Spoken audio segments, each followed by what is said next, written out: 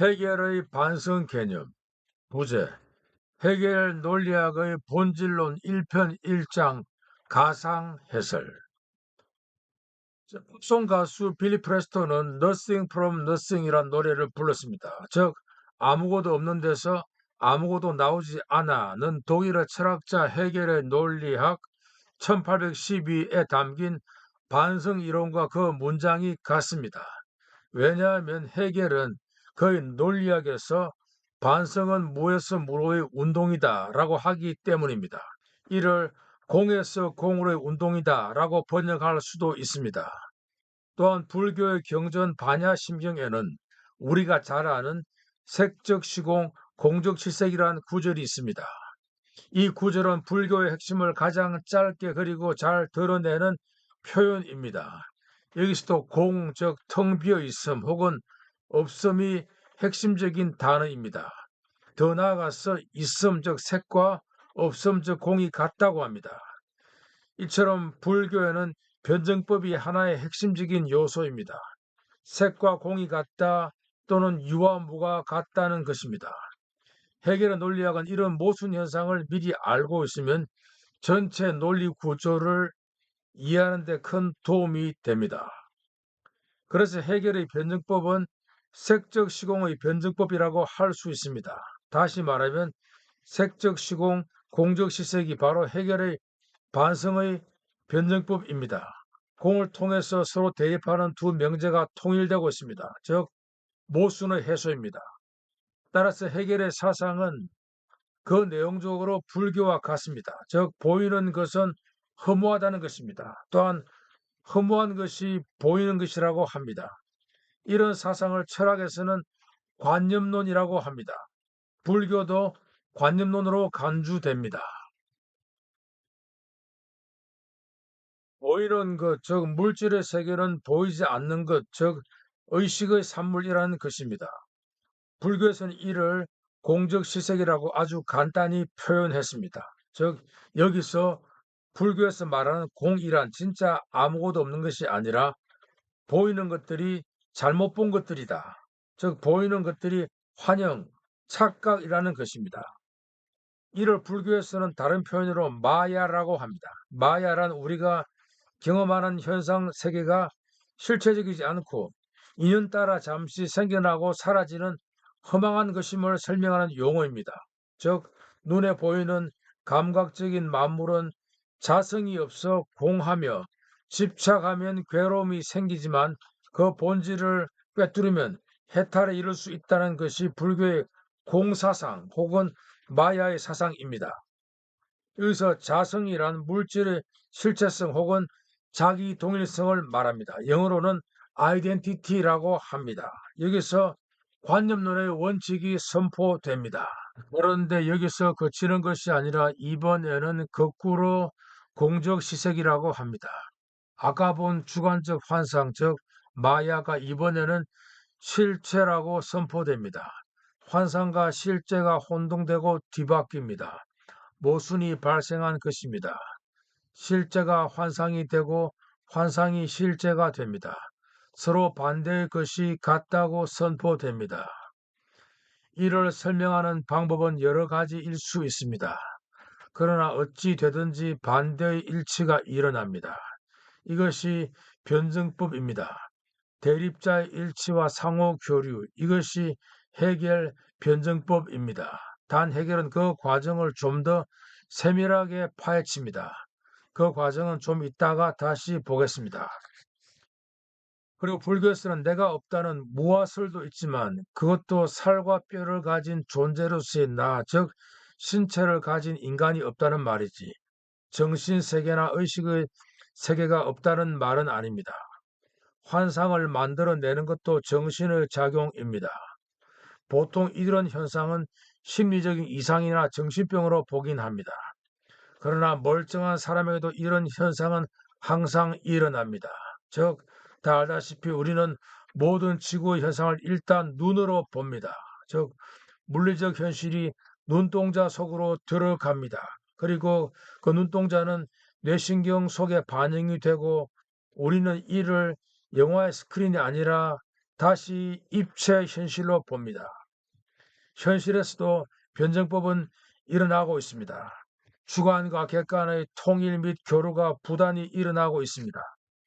이처럼 3차원의 실제가 눈동자로 들어가서 망막에서는 2차원의 도형으로 바뀌고 그 2차원의 형태를 뇌가 해석하여 다시 3차원으로 형성해 냅니다. 그 결과 3차원 현실은 그 크기 그대로 나타나는 것이 아니라 원근법의 형태로, 즉 멀리 있는 것은 작게 보이고 가까이 있는 것은 크게 보이는 현실로 재구성이 되는 것입니다. 그런데 객관적인 물체들의 독자성을 만져봄으로써 제대로 그들을 직접 만난다는 생각 역시 고칠 필요가 있습니다. 즉 물체를 만질 때나 물체와 부딪힐 때도 역시 그 촉감이 신경을 타고 뇌로 흘러 들어가서 다시 뇌의 CPU가 이를 가까운 외부에 있는 물체로 해석을 하여 알려주는 것입니다. 이런 측면에서 관념론의 입장은 확실하고 불교의 색적 시공 공적 시색 역시 올바른 사고입니다. 혹은 물질과 정신이 같다 또는 물질과 정신이 서로 교류한다는 존재의 신비 현상입니다. 사실 이를 이론적으로 풀어내기란 불가능하지만 그래도 해결의 변증법적인 철학이 어느 정도 이런 문제 해결에 기여를 합니다. 색적 시험과 연관하여 불교의 유식론은 오직 식, 즉 의식만이 있다고 합니다. 보이는 것, 즉 색은 공입니다. 공도 진짜 공이 아니라 의식의 작용을 말합니다. 즉 눈에는 안 보이는 의식 혹은 정신이 삼라만상을 생성한다는 것입니다. 신라의 고성 원효대사는 일심, 즉 한마음이 모든 것이라고 합니다. 세상 풍파와 사성제, 즉 고진멸도 역시 모두 마음의 법이 일으킨 것입니다. 즉 불교에서도 마음 혹은 의식이 전부라고 합니다. 즉 우리가 경험하는 세계가 독립적이고 객관적으로 실제하는 것이 아니라 마음의 인식작용이 투영한 현상임을 강조합니다.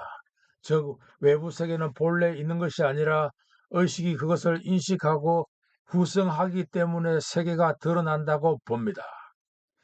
해겔이 언급하는 반성, 즉 리플렉션 역시 그런 의식을 말합니다. 해겔의 반성은 주관적인 기능이 아니라 존재론적인 기능입니다. 즉 사물과 우주가 반성 작용을 통해서 구성됩니다. 그러나 해겔이 사용하는 반성 개념은 우리가 일상적으로 쓰는 반성 개념과도 비슷한 면이 있습니다.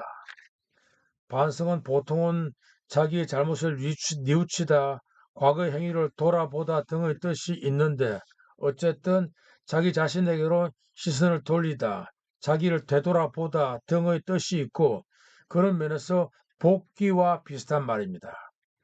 해겔의 반성 역시 이런 일상적인 의미에서 출발을 합니다.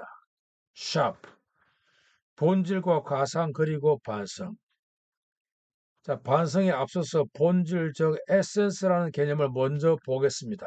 왜냐하면 해겔의 반성 개념은 본질 개념과 밀접한 관련을 지니기 때문입니다. 미리 말씀드리면 반성은 본질의 운동입니다. 즉 무에서 무로의 운동이 반성의 기본적인 의미입니다. 여기서 무라는 말은 위에서 말한 물질 혹은 공간적인 존재를 말합니다. 공간적인 세계, 즉 3차원적인 세계가 나 없이도 존재하는 객관적이고 독립적인 존재가 아니라는 것입니다. 모든 학문들 중에서 오직 철학만이 이런 태도를 취할 수 있습니다. 객관적 세계를 믿고 사는 것이 보통의 태도입니다. 이를 흔히 자연적인 태도라고 합니다. 혹은 이를 소박실제론, 네이브 리얼리즘이라고도 합니다. 그러나 불교나 관념론 철학들은 이런 소박실제론을 부정하는 데서 출발합니다. 이런 차원에서 유식론이 말하는 식의 세계, 관념론이 말하는 이성의 세계 혹은 정신의 세계로의 진입이 일어납니다. 이를 해겔의 논리학은 객관적인 논리와 주관적인 논리로 구별합니다. 그러나 이런 객관과 주관 사이에 존재하는 영역이 본질입니다. 따라서 본질 부분은 상당히 특수한 영역입니다. 본질 부분에서 다루는 중요한 주제들은 소위 반성 규정, 즉 reflective determination이라고 부르는 동일성, 차이성, 그리고 모순 등입니다. 이런 면에서 본질과 반성의 연관성이 어느 정도 납득이 갑니다. 사실 반성 규정들이 특이한 점은 그들은 물질적, 공간적 세계에서 볼 수 없다는 것입니다. 예를 들어서 동일성 개념이 있습니다. 우리가 보는 세계에서는 동일성에 해당하는 존재는 없습니다. 가령 A와 B는 같다라고 할 때 그 같다의 관념은 오직 우리 머릿속에만 있습니다. 다시 말하면 단어 A와 단어 B에 해당하는 존재는 분명히 있습니다. 그러나 같다에 해당하는 존재는 없습니다. 같다는 오직 우리 머릿속에 있다는 것입니다.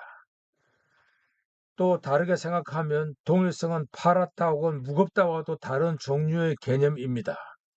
이처럼 우리가 쓰는 언어 속에는 외부 세계와 매치가 안 되는 단어들이 많습니다. 또 다른 하나의 단어를 보자면 가령 그리고 즉 and라는 단어가 있습니다.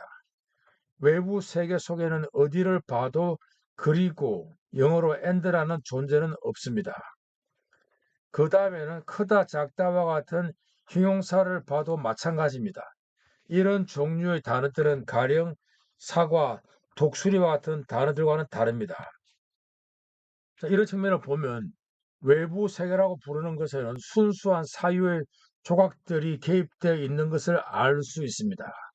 이런 측면에서 해겔은 존재의 논리와 본질의 논리를 구별합니다. 즉 눈에 보이는 물리학적, 수학적 세계와 눈에 안 보이는 본질과 반성의 세계는 다른 논리로 흘러간다는 것입니다. 본질은 또 현상과 대립되는 개념입니다. 칸트의 철학에서는 현상적 피노메나는 본질적 누메나와 대립됩니다. 칸트는 본질을 또 물 자체, 즉 독일어로 딩안지히라고 합니다. 또 플라톤과 아리스토텔레스의 철학에서 본질은 형상, 즉 폼이라고 하고 이와 대립되는 것은 개체 혹은 진료, 즉 매터입니다. 이런 철학사적인 맥락을 알아야 해결이 그의 역작, 논리학, 거기서도 본질과 반성을 탐구하는 기본적인 문제의식을 쉽게 이해할 수 있습니다. 독일에서의 본질은 페젠으로서 동사 자인, 즉 존재하다 동사의 과거 분사 게페젠에서 유래했습니다. 존재하다, 즉 자인의 3단 변화는 자인 바르 게베젠입니다. 그러나 본질과 과거의 연관성은 이미 아리스토텔레스에 의해 시작되었습니다. 아리스토텔레스가 본질을 정의할 때 그는 이 단어를 이미 존재했던 것을 의미하는 데 사용합니다. 본질, 즉 그리스로 토티헨 에이나이는 불완전 과거 시제에 해당합니다. 이는 영어의 was something was에 해당하는 라틴어 quod quid erat esse와 동등합니다. 불완전 과거 시제는 한때 존재했으나 현재 존재하는지 알 수 없는 것을 말합니다. 여기서 알 수 있는 것은 사물이나 개별 존재가 현존하지 않더라도 그 사물의 본질이나 본성이 확립된다는 점입니다. 다시 말해서 오동나무가 여기에 없더라도 우리는 그 나무의 본질이나 특성을 알 수 있습니다. 즉 학교나 교과서에서 그림 보고 배울 수 있습니다. 아리스토텔레스가 불완전 과거 시제로 규정했던 이유가 바로 여기에 있습니다. 이런 면에서 사물의 본질 추구와 철학의 반성 개념은 맥락이 연결됩니다. 또한 이런 면에서 해겔은 반성과 본질을 연결시켰습니다. 위에서 말한 것처럼 반성은 일단 과거를 돌아본다는 의미를 가지기 때문에 본질과 반성의 연관은 해결적인 사유에서 상당히 타당합니다. 해결의 본질 규명은 우선 그의 선구자 피테의 관점을 근본적으로 따르고 있습니다. 피테의 기본 원리가 자아, 즉 영어로 I, 독일어로 it이라는 것을 모두 들어본 적 있죠? 그의 철학은 자아와 비아, 즉 이시와 니시트 이를 중심으로 돌아갑니다. 또한 피테는 그에 져서 지식학, 즉 독일어로 Wissenschaftslehr의 실천적 부분에서 순수 활동과 객관적 활동의 상호작용을 탐구합니다. 이는 때로 순수 자아와 대상적 자아로 불리워집니다. 순수 활동은 자기 자신으로 회귀하는 것으로 휘테는 이를 자기 반성 또는 자기 복귀, 즉 reflection into itself라고 부릅니다. 반면 대상과 마주하는 활동은 자아를 제한하면서 대상의 존재를 확립합니다. 이를 객관적 활동, 즉 objective activity라고 합니다. 자기 반성 혹은 내적인 반성, 즉 reflection into itself는 무한하고 객관적인 활동은 유한합니다. 휘트의 철학은 자기 속으로의 반성, 곧 자기 복귀를 통해서 객관성이 규정됩니다. 이를 통해서 세상의 논리적인 구조를 도출시킵니다. 이러한 선행적인 지식을 바탕으로 해결의 본질과 반성의 관계를 살펴봅시다. 위에서 언급한 것처럼 반성은 본질의 활동을 묘사합니다. 해결의 변증법적인 논리의 특징은 모든 개념들은 그대로 머물러 있지 않고 변화합니다.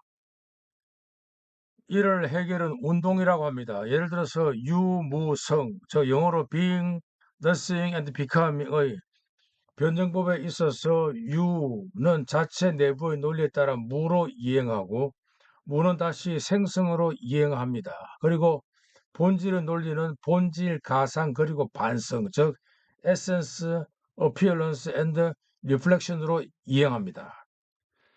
가상, 즉 appearance 역시 본질에 포함됩니다. 반성의 논리는 가상 논리의 일부로 구성이 되어 있습니다. 가상이란 존재적, 물질적, 외형적, 공간적 존재들이 그런 영역의 모순 구조에 의해서 본질로 이행할 때 지금까지의 존재 영역을 하나의 가상으로 나타난다는 의미를 가지고 있습니다. 보통 가상 혹은 가짜란 진짜의 반대 개념입니다. 철학적으로는 가상은 현상과 연결됩니다. 즉, 눈에 보이는 모든 것은 가상 혹은 현상적 피노메논으로 나타납니다. 칸트의 경우는 이런 경험적인 현상의 밑바닥에는 그 본질로서 물 자체가 있다고 합니다. 본질은 누메논이라고 합니다. 존재에서 본질로 이행하는 과정의 단계가 가상이고 가상의 세부적인 모습의 이 반성입니다. 영어의 반성은 리플렉션이고 독일어도 리플렉션인데 영어와 달리 독일어는 반성에 해당하는 동사가 있습니다. 반성하다는 동사는 독일어로 레플렉티렌이라고 하고 그 뜻은 반성하다 혹은 돌아가다 혹은 복귀하다는 등의 의미가 있습니다. 반성하는 기관은 굳이 말하자면 의식과 이성 등입니다. 즉 반성은 주관적인 활동을 의미합니다. 해겔이 말하는 반성에는 세 가지 유형이 있습니다. 1.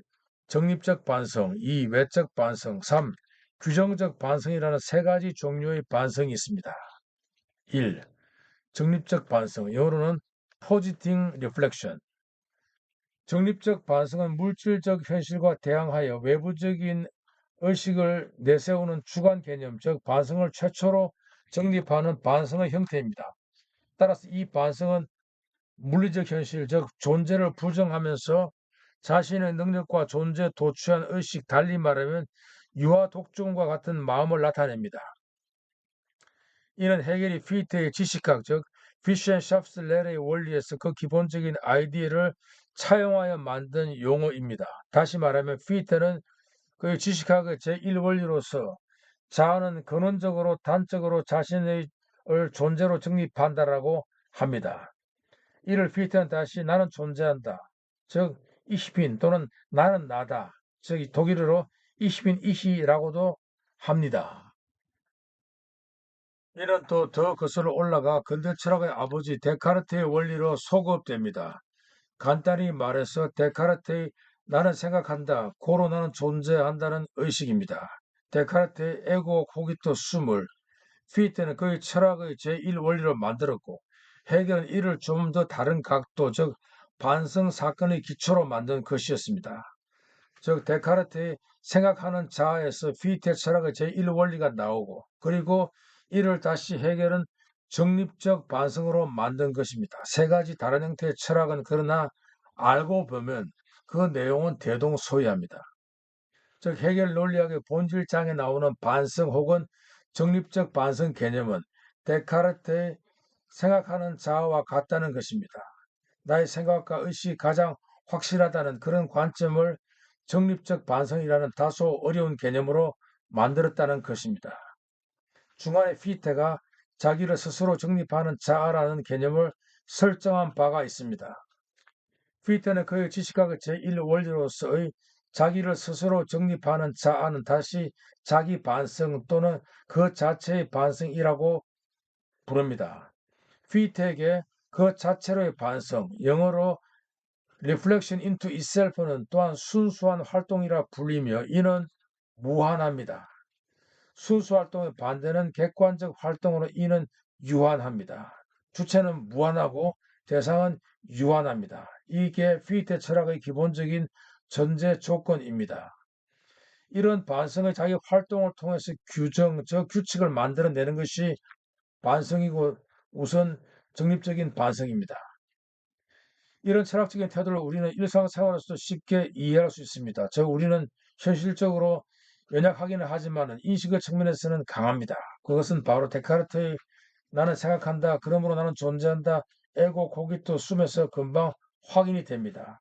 나의 사고와 생각은 가장 확실합니다. 이 말은 우리가 모든 어려운 지식과 상식을 다 한다는 말은 아니고 바깥 세계가 아무리 크고 힘들어도 결국 그것은 나의 대상이고 나는 세상과 같은 아니 그 이상의 가치가 있습니다. 그래서 성경에서 예수님은 한 영혼의 천하보다 더 귀하다는 말도 했습니다. 이런 측면에서 데카르트로부터 칸트, 피테 그리고 헤겔에 이르는 관념론의 정신을 이해할 수 있습니다. 피테의 내적 반성 혹은 자기로의 복귀, 즉 reflection into itself를 헤겔은 정립적 반성이라고 합니다. 헤겔 논리학의 본문에서 이를 다시 확인하겠습니다. 결국 본질 속에서 생성되어 간다는 것, 즉 본질의 반성적 운동이란 오직 무에서 무로 하는 운동이며 따라서 이는 자기 자신으로 복귀하는 운동이기도 하다. 헤겔, 대논리학 2권, 본질론, 임석진 번역 32쪽. 무에서 무로의 운동은 완전한 무를 의미하는 것이 아니라 외부적 대상의 부정을 의미합니다. 이것이 반성이라는 운동입니다. 위의 예문들에서 밝힌 바와 같이 우리가 눈에 보인다고 생각하는 것들은 실은 그 속에 눈에 보이지 않는 것들을 많이 숨기고 있습니다. 즉, 동일성, 차이성, 그리고 모순 등입니다. 이런 개념들을 만들어내는 것이 반성의 작용입니다. 거기다가 크다, 작다는 형용사들, 그리고 각종 접속사들은 거기에 해당하는 실제적 리얼리티가 없습니다. 따라서 무에서 무로의 운동은 정신의 작용이고 이런 것들이 눈에 보이는 세상을 뒷받침하고 있습니다. 이런 반성의 운동은 또한 자기 자신으로의 복귀하는 운동입니다. 이런 작용의 산물들이 반성적 규정들입니다. 이런 면에서 유식 불교의 지식 사상이나 원효의 일심 사상도 깊은 의미를 가집니다. 그러나 해결의 경우는 이런 일심, 즉 한마음의 작용과 그 행적을 하나하나 추적합니다. 해결의 반성, 즉 반성 운동은 불교식으로 말하면 색적 시공, 공적 시색과 같은 구조를 가지고 있습니다. 여기서 공이란 무와 같습니다. 영어로 색적 시공은 matter is emptiness라고 합니다. 공적 시생은 emptiness is matter이라고 합니다. 즉 색적 시공의 뜻은 물질은 공허하다 혹은 보이는 것은 공허하다입니다. 정리하면 색적 시공은 우리가 실제 한다고 믿는 세계가 본질적으로 공임을 밝히는 가르침입니다. 또 역으로 공은 단순한 공이 아니라 세상의 모든 것이 될 수 있다는 믿음이 깔려 있습니다. 여기서 공은 위에서 이미 언급한 바와 같이 단순한 무가 아니라 의식 혹은 마음입니다.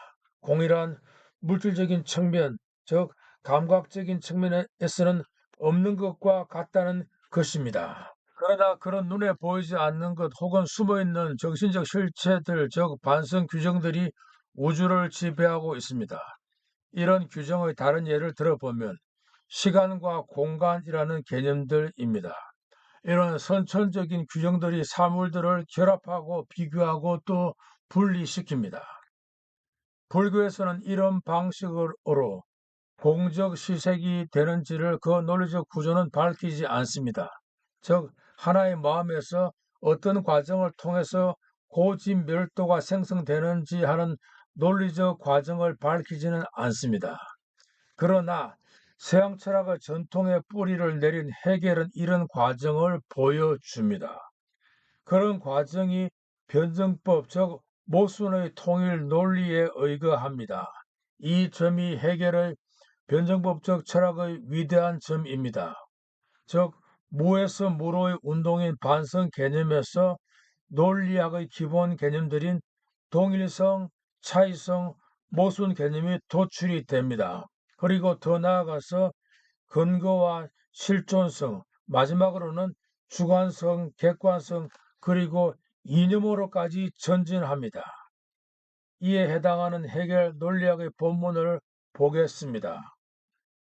우선 반성은 무로부터 출발하여 무를 향하는 운동이므로 오직 이것은 자기 자신과 합일되어 있는 부정이다. 그런데 이러한 자기와의 합일성은 이를테면 자기와의 단순한 동일성, 즉 직접성을 뜻하는 것이면서도 또한 이러한 합일성은 결코 부정이 자기의 외타적인 존재로서 본 자기와의 동등성으로 이행하는 것이 아니라 오히려 반성이 이행을 지양한다는 뜻에서의 이행일 뿐이다. 왜냐하면 반성은 이제부터 부정적인 것과 자기 자신과의 직접적인 합치를 의미하게 되었기 때문이다. 해겔 대논리학 2 본질론 임석진 번역 33쪽. 대단하게 날냐 위의 본문은 이렇게 해석이 됩니다. 즉 우선 무로부터 출발하여 무를 향하는 운동이라는 구절을 보겠습니다. 이는 위에서 언급한 것처럼 타자를 부정하고 자기 자신을 정립하는 자아입니다. 즉 외부 세계의 실제성과 또 문화적인 이론과 심지어는 신학 등도 믿지 못하는 자아의 모습입니다. 오직 생각하는 나만을 참다운 존재로 믿는 주관적인 자아의 모습입니다. 외부 세계의 실제성을 의심불신하고 그 대신 생각하는 나만을 믿는 태도가 또한 반성, 즉 정립적인 반성의 태도입니다.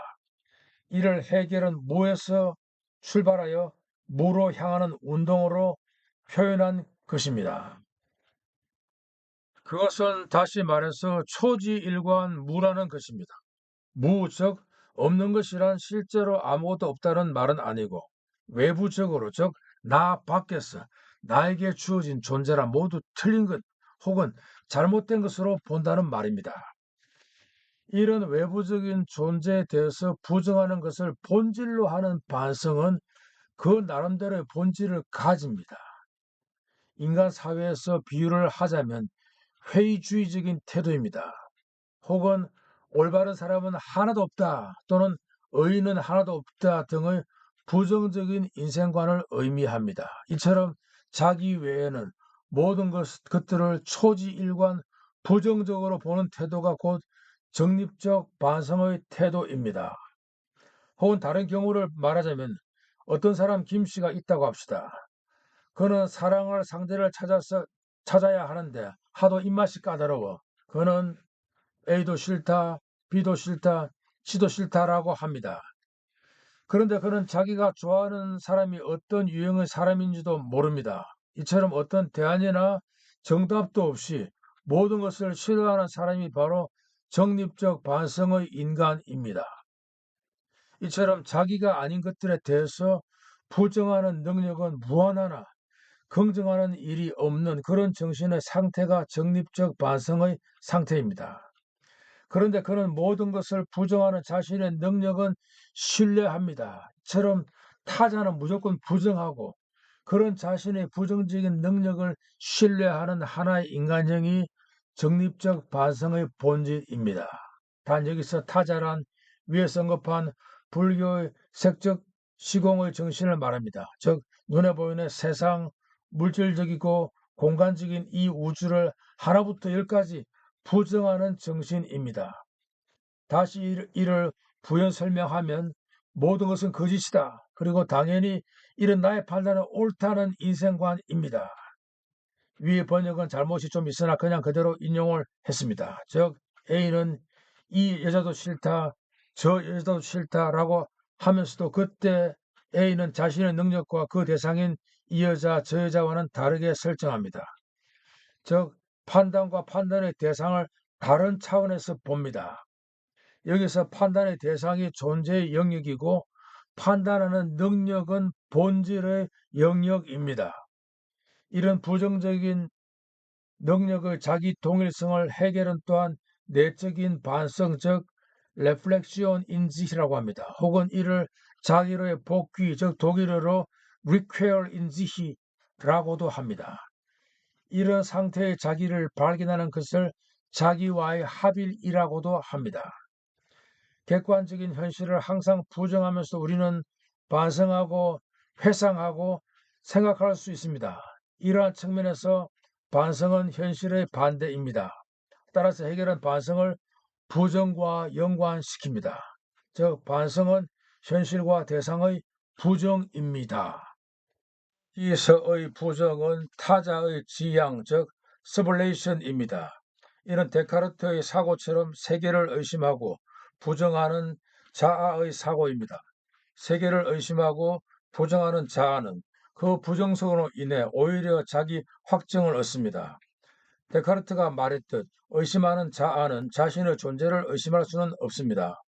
대상에 대한 의심을 통해 이루어지는 이 자아의 확정이 바로 해겔이 무로부터 출발하여 무를 향하는 운동이라 부른 것입니다. 여기서 주의할 하나의 문제는 주관과 객관입니다. 흔히 근대 철학은 주관과 객관을 분열시켰다는 등의 말을 많이 합니다. 소위 실존 철학이 이런 말들을 합니다. 그러나 해결의 경우는 주관과 객관이 분열이 아니라 주관과 객관은 서로 교류합니다. 주관이 객관이 되고 객관이 다시 주관이 되는 게 해결의 변증법적 철학입니다. 그 예가 위의 인용된 문장에서 나타나 있습니다. 즉 정립적 반성은 일종의 주관성입니다. 그리고 이런 주관성은 자기 밖의 타자는 완전히 부정하고 오직 자신의 내부만을 바라봅니다. 그래서 반성은 무에서 무로의 운동이라고 한 것입니다. 이는 아마 주관성의 최고의 형태라고 할 수 있습니다. 불교 유아 독존과 완전히 똑같은 의식의 구조입니다. 세계란 없고 오직 나홀로 있는 상태입니다. 이것이 정립적 반성입니다. 그런데 1인 류의 세계관을 철학에서는 무우주론이라고 합니다. 영어로는 non-cosmism, 즉 무우주론은 우주 자체의 실제성을 부정하는 사상으로 외부 세계가 독립적으로 존재하지 않으며 오직 의식이나 마음 속에서만 나타난다고 보는 견해입니다. 불교 유식학에서는 모든 존재가 마음의 작용에서 비롯된다고 설명하며 외계는 실제하지 않는다는 인식론적 입장을 취합니다. 이는 물질적 세계보다 의식의 근원을 중시하는 철학적 관점입니다. 이와 비슷한 인식의 관점이 또한 정립적 반성의 형태입니다.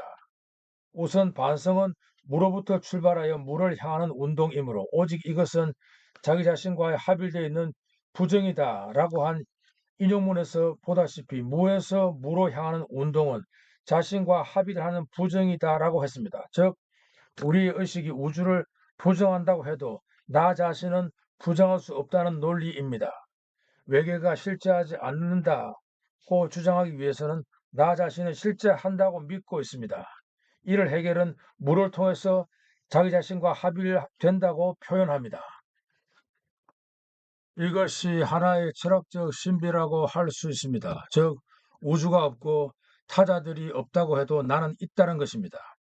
혹은 외부 세계를 부정하고 즉 외부 세계를 환영이라고 부정하면서 이를 통해서 자기 자신을 긍정하고 있는 것입니다. 여기서 해결 철학의 하나의 특징을 볼 수 있었습니다. 즉 인간 영혼의 본질은 바로 부정성이라는 것입니다. 영어로 네가티비티 독일어로 네가티비테트입니다. 즉 정신의 본질이 부정성이라는 것입니다. 이게 또한 변정구의 본질입니다. 즉 존재의 본질이 부정 또는 부정성이라는 것입니다. 부정성이 자기 자신과 합일되어 있다라고 가르칩니다. 이런 사상은 실은 모순입니다. 왜냐하면 어떤 것의 부정은 결코 어떤 것 자체가 될 수 없습니다. 이를 논리학에서는 모순율이라고 합니다. 예를 들어서 머리 좋은 애의 부정은 머리가 좋지 않은 애이고 양자는 결코 같을 수가 없습니다. 이처럼 반대의 통일 혹은 역의 합일은 모순입니다. 그러나 변정법은 그런 것을 모순으로 보지 않고 오히려 진리로 봅니다. 물론 이런 일은 어떤 특수한 경우에서만 일어납니다. 바로 위에서 인용한 자기 자신과 합일되어 있는 부정이다는 문장에서 그런 일이, 즉 모순이 일어납니다. 즉 자기 자신과 합일된 부정성에서 모순의 타당성이 선포됩니다. 아까 해결이 직접 말한 것처럼 샵, 삐출 쫙. 왜냐하면 반성은 이제 부정적인 것과 자기 자신과의 직접적인 합치를 의미하게 되었기 때문이다 는 문장에서 다시 보면 부정과 자기 자신의 직접적인 합치가 일어난다고 합니다. 즉 부정성이 바로 자기 자신입니다. 이 말은 물론 현실에서 좋게 적용될 수도 있습니다. 나의 부정성, 현실이 나를 부정하는 정신, 그것이 바로 나이다 라는 사상은 건전한 태도이며 처세술입니다. 즉 부정을 긍정으로 철학은 발전과 변화를 위해서 필요합니다. 그러나 다시 철학으로 돌아옵시다. 샤프, 철학. 보통은 위의 머리 좋은 A의 부정 혹은 반대에서 보는 것처럼 어떤 사물의 부정이나 반대가 있으면 그 사물의 반대로 이행합니다. 그러나 가령 정신의 경우에서는 부정이나 반대의 행위가 도리어 정신의 자기 정체성을 확립해 줍니다. 즉 정신은 타자에 대한 부정을 통해서 자기 자신의 정체성 혹은 동일성을 획득합니다.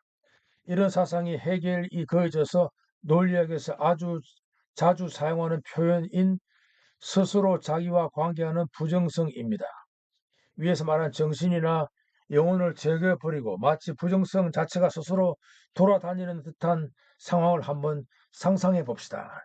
이런 상황이 바로 스스로 자기와 관계하는 부정성입니다. 즉 어떤 것의 부정이 아니라 부정성 자체가 있다는 것입니다. 다른 말로 부정은 입시 부정, 선거 부정 혹은 문장 부정, 즉 부정문 등의 부정일 뿐만 아니라 부정이라는 실체가 있다는 것입니다. 불교식으로 말해서 공적 시색입니다. 부정이 곧 긍정입니다. 부정이 그 자체의 본질을 드러냅니다. 이를 밝히는 것이 변정법의 논리입니다. 부정은 반대와도 같은 말입니다. 부정이 자기 자신과 합치한다는 것은 반대의 반대는 아닙니다. 즉 너는 바보다에서 너는 바보가 아니다로 바뀌는 것이 부정의 자기 합치는 아닙니다. 해결한 사람들이 부정의 자기 동일성 개념을 이런 식으로 오해하지 않기를 바라고 있습니다. 즉 집에 간다의 부정은 집에 가지 않는다이고 이를 또 부정하면 다시 집에 간다가 나옵니다. 이런 부정의 부정 혹은 반대의 반대가 아니라 부정이 긍정으로 바뀌는 것입니다. 이를 저 안제오의 표현으로는 부정의 실체화라고 했습니다. 이는 쉽게 받아들일 수 없기는 합니다. 즉 부정이 그 자체로 존립한다는 것, 그런 것이 무엇인지는 상상이 안 됩니다. 그러나 어쨌든 여기 해결 철학의 비밀이 놓여 있습니다. 해결의 변정법, 즉 모순의 통일은 사실 여기에 그 비밀이 있습니다. 즉 부정성이 실체화한 것입니다. 이처럼 해결의 세계에서는 비단 정신이나 영혼뿐만 아니라 모든 존재의 핵심이 바로 자기와 관계하는 부정성입니다. 실체로서의 부정입니다. 독일어로는 sich auf sich beziehende Negativität입니다. 이것은 또한 위에서 언급한 무에서 무로의 운동이기도 합니다. 이는 또한 부정의 자기 동일성이란 말로도 표현됩니다. 즉 해결은 부정을 단순히 물체의 부정이나 판단으로 보지 않고 부정성을 실체화합니다. 샵, 밑줄 쫙. 부정성이란 어떤 물체가 아니 실체가 있다는 것입니다. 공이 실체입니다. 무가 실체입니다. 또 공으로서의 실체, 무로서의 실체가 바로 인간의 영혼의 핵심입니다. 원효대사가 말하는 한마음, 즉 일심이 공이고 무입니다. 그리고 공은 실체입니다. 그리고 그 논리적인 본질은 부정성입니다. 이런 부정성을 가진 마음을 해결은 반성이라고 부릅니다. 반성은 마음의 한 형태입니다. 이런 변정법의 핵심을 해결은 좀 다른 표현으로 나타냅니다. 위의 인용문 바로 뒤에 오는 문장을 한번 보겠습니다. 즉, 부정의 자기 자신과의 합치는 동시에 자기 자신을 부정하는 동등성이라고 합니다. 이러한 뜻에서 지금의 이 합치는 첫째 자기와의 동등성이거나 혹은 직접성이기는 하지만 또한 두 번째로 이러한 직접성은 오직 부정적인 것의 자기와의 동등성인 까닭에 모름지기 이것은 자기 자신을 부정하는 동등성인 셈이다. 해겔 대논리학 2 본질론 임석진 번역 33쪽. 해겔은 부정성 자체가 자기 정체성을 가진다고 한 뒤 다시 자기 자신을 부정하는 동등성이라고도 합니다. 이런 경우를 합리적으로 설명하기는 불가능합니다. 어쨌든 인간의 정신 속에는 부정이 긍정이 되고 긍정이 부정이 되는 그런 프로세스가 있다고 봐야 합니다. 이런 두 가지 반대의 것들이 우리 머릿속에는 존재합니다. 예를 들어서 맞다와 아니다 혹은 같다와 다르다는 두 가지 대립적인 사고가 가능해지는 것은 이런 변정법적인 구조가 머릿속에 있기 때문이고 이를 철학적으로 밝힌 사람이 해겔입니다. 여기서 하나 더 부연 설명하는 것은 위의 인용문에 나오는 직접성, 즉 독일어로 unmittelbarkeit라는 개념입니다. 보통 우리는 직접과 간접을 개념상으로 이해합니다. 직접은 나와 대상의 만남이고 간접은 제3자의 매개를 통해서 내가 대상과 만나는 것입니다. 그런데 해겔은 그에 져서 논리학에서 직접성이란 말을 그냥 독자적으로 존재하는 것이라는 의미로 씁니다. 혹은 규정되어진 것, 한정되어진 것, 혹은 객관적인 개념으로 정립되어진 것 등의 뜻이 있습니다. 위의 인용문에서 직접성은 자기와의 동등성, 즉 정체성, 영어로는 identity를 의미합니다. 2장 외적 반성, external reflection. 외적 반성은 보통은 경험적 인식과 같은 말입니다. 저기 세상도 있고 그것을 인식한 나도 있다는 자연적인 태도를 말합니다. 그러나 해겔은 이런 상태를 자기의 논리학에서 반성의 자기 운동 이론을 통해서 도출합니다. 위에서 정립적 반성은 부정성을 자기의 본질로 보는 그런 반성이었습니다. 나중에는 그런 부정성이 스스로 실체화되는 과정을 밝혀냈습니다. 이런 역사적으로 볼 때 나는 생각한다는 진리로 가는 문이었습니다. 그러나 부정된 것은 정립적 반성이 스스로를 확신하기 위해 전제되어야 했습니다. 즉, 정립적 반성은 자신을 직접성으로 정립한 다음 이제는 그 직접성이 먼저 전제되어야 한다고 생각합니다. 그리고 그 전제, 즉 주어진 전제를 자신의 대상으로 간주하고 대상을 외적으로 관찰하기 시작합니다. 이 전제된 존재는 이미 독립된 사물로 선언되어야 합니다. 이렇게 새로운 유형의 반성, 즉 외적 반성이 탄생합니다. 보통 우리가 쓰는 반성 개념은 이 외적 반성과 같습니다. 즉 어떤 대상이 이미 있고 우리의 반성은 그 대상의 보편적인 규정성을 찾는 그런 반성입니다. 뒤에 다시 말하겠지만 해겔의 외적 반성은 칸트의 반성적 판단력을 의미합니다.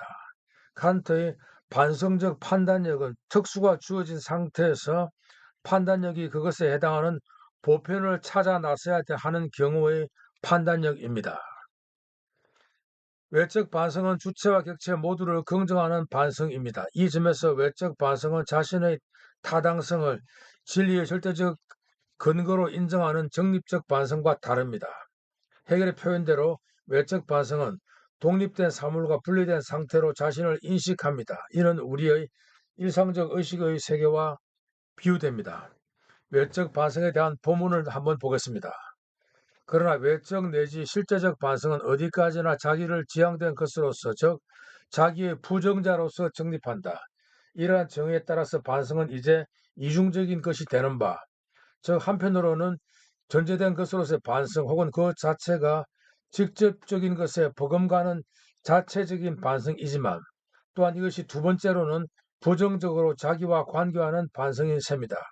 즉 이것은 오직 앞에서와 같은 자기의 비존재자로서의 자기에게 관계하는 반성이라는 것이다. 해겔 대논리학 2 본질론 임석진 번역 37쪽. 결국 이 외적인 반성은 직접적인 것과 자체적인 반성이라는 양극이 다같이 그 속에 담겨져 있는 추론인 셈이다. 38조. 위에서 해결은 외적 반성은 다른 말로 실제적 반성이라고 합니다. 즉 반성의 대상이 이성 자신이 아니라 실제하는 사물, 즉 의식의 외부에 있는 대상이라는 뜻입니다. 칸트의 반성적인 판단력처럼 주어진 작품이나 생물 등을 대할 때 필요한 판단력입니다. 예를 들어서 생물학 시간에 나비 표본을 관찰하다가 나비 날개의 색깔과 무늬가 나뭇잎이나 나무 껍질과 매우 유사하다는 것을 발견합니다. 이 나비의 날개 무늬는 포식자로부터 숨기기 위한 목적, 즉 보호색을 가지고 있다고 판단합니다. 이것이 과학적 법칙이 아니라 자연을 이해하기 위한 규준적인 원리입니다. 완성적 판단력과 대조되는 칸트의 규정적 판단력, 독일어로 베스트맨 대 우르타이스 크라프트는 주어진 보편적인 법칙이나 개념을 바탕으로 개별 사례를 판단하는 능력입니다. 즉 이미 정립된 원리를 적용해 구체적인 현상을 판정하는 인식작용입니다. 예를 들어서 자연과학에서 경험적 현상을 자연적 법칙에 따라 설명하는 것이 이에 해당합니다. 규정적 판단력은 이성의 보편적 원칙으로부터 출발해 구체적 대상의 의미를 부여한다는 점에서 보편에서 특수로 향하는 연역적 판단입니다. 이에 반해서 반성적 판단력은 개별적 현상에서 보편적 원리를 탐색한다는 점에서 대조됩니다.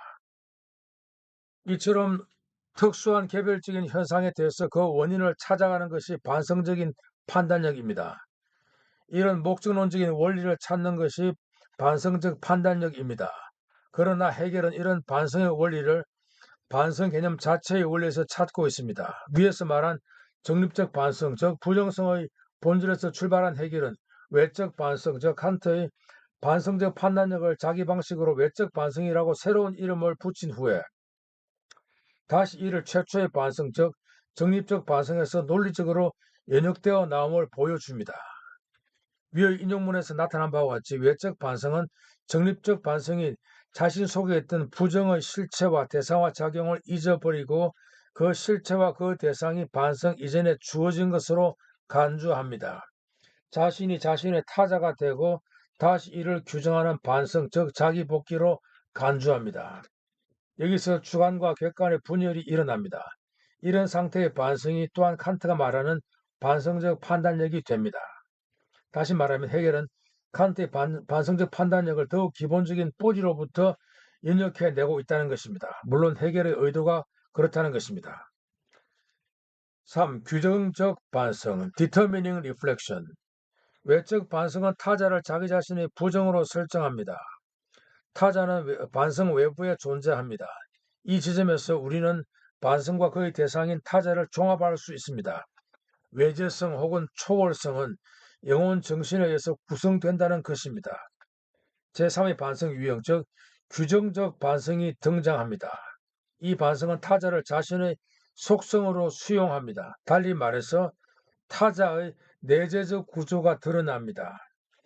해결의 표현을 빌리면 반성, 리플렉션의 규정, 디터미네이션은 그 타자성을 다시 자신 안으로 흡수했다라고 합니다. 규정적 반성은 정립적 반성과 외적 반성의 통합입니다. 즉 외적 반성에 의해서 나타난 전제된 직접성을 다시 자기 자신의 산물로 인식합니다. 따라서 규정적 반성은 사물의 객관적인 측면을 추출합니다. 그러나 그 객관성, 보편성은 실은 자신의 활동입니다. 객관성이란 바로 자기 안으로 타자를 포섭하는 반성입니다.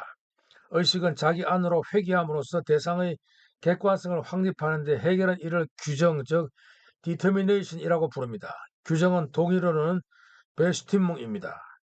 규정적 반성이란 즉 determining reflection이란 대립적 범주들, 예를 들어서 양극과 음극, 원인과 결과 등이 서로를 통해서 자신의 의미와 정체성을 획득하는 변증법적인 단계를 가리킵니다. 헤gel의 규정적 반성은 대립들의 통일성을 구성하는 사고의 필수 단계입니다. 규정적 반성은 반성 규정들인 동일성, 차이성 그리고 모순 개념을 만들어냅니다. 감사합니다.